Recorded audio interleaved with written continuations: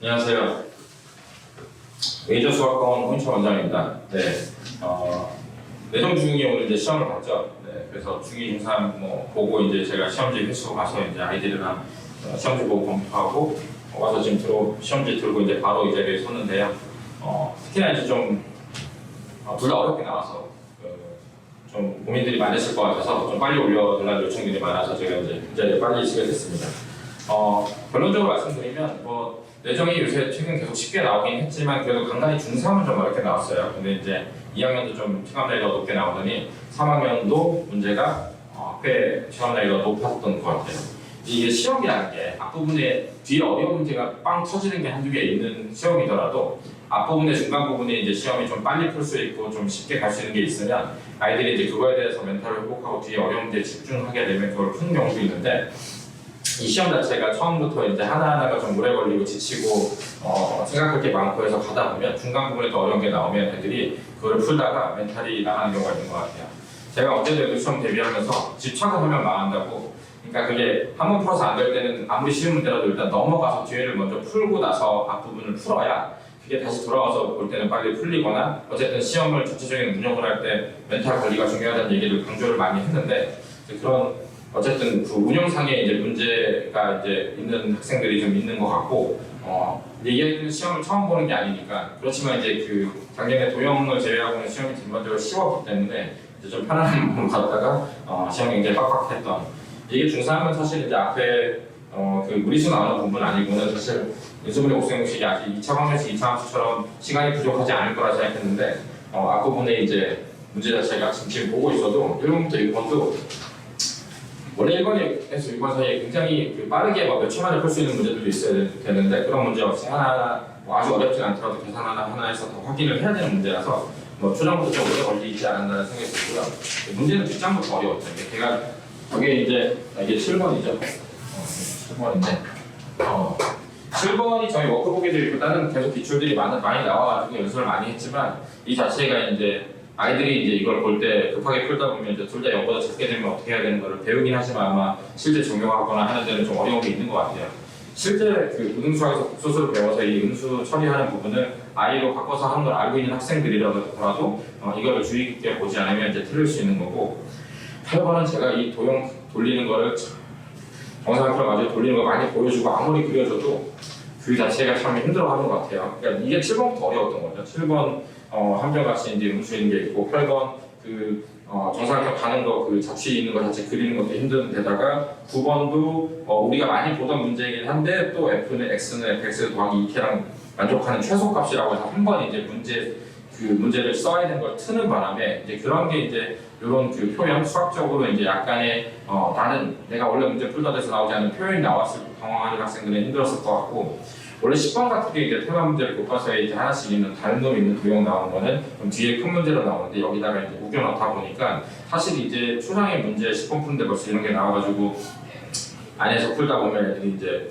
그 시간도 오래 걸리고 멘트에 나갈 수 있죠. 11번 같은 경우도 이쪽에 제곱수 찾으면서 저기 더해서 자연수 되는 거를 하나씩 찾아야 되기 때문에 시간이 오래 걸리고, 그래서 시험 전략상 제 생각에는 요 7번에서 17번 있는 여기는 건너뛰고 뒷부분이 좀 더 쉽거든요. 19번부터 23번이 더 쉬운데 여기를 먼저 풀고 오는 게 시험 전략상 맞는데, 그런 시험 전략을 실행하려면 제가 이제 어제 학생들한테 얘기한 것처럼 시험 보는 이제 문제에 따른 원칙에 따라서 이제 접근을 해야, 그리고 그 접근을 함에 따라서 본인이 이제 연산이랑 시험 보는 연습을 많이 해서 시간 안에서 운영할 수 있는 게 돼야 뒤에 가서 풀고 와서 여기를 풀고 이제 이렇게 문제가 빡빡하고 어렵게 나왔을 때 운영하는 거에 대해서 좀 알 수 있게 되기 때문에 그 기말 더 나아가서 이제 그 고등수학 갔으면 사실 시간이 더 부족하고 어렵잖아요. 요새 분당제의 고등학교 1학년 시험은 점점 더 어려워지는 추세라서 시간도 부족하고, 그래서 그런 시험 자체를 보는 자체를 어떻게 볼 것인가에 대한 전략, 거기에 대해서 그 전략을 실행하기 위해서 어떤 연습을 해야 되는지에 대해서 좀 고민을 해보고 공부를 해봐야 될 거라고 생각합니다.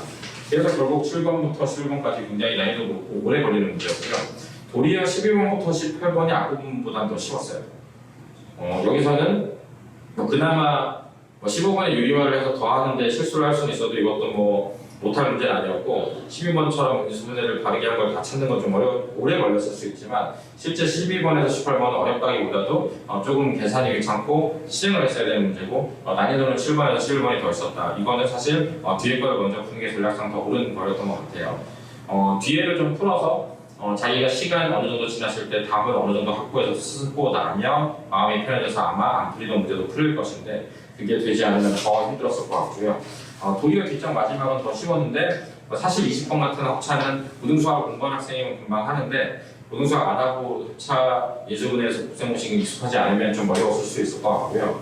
23번이 마지막이 좀 힘들어하는 것 같은데 저는 23번보다는 7번 함수에 더 걸리는 게 맞지 않나라는 생각이 드는데 일단 그렇습니다. 그래서 문제가 특별히 하나하나 완전히 어려웠다 이런 문제가 있다기보다는 그 7번에서 11번이 굉장히 하나하나 낯설고 좀 까다로운 스타일의 문제를 내서 애들이 좀 힘들어하면서 전체적으로 이제 멘탈이 많이 무너져서 그리고 제가 쉽다고 하는 문제들도 사실 문제가 쉽지 개별 문제 하나하나가 쉽지 문제 하나하나를 해결하는 시간이 짧지 않기 때문에 굉장히 그 신속 정확하게 푸는 연습이 잘 되어 있지 않으면 굉장히 체감 난이도가 높아서 제 생각에는 작년보다 평균이 좀 많이 내려가지 않을까라고 생각합니다.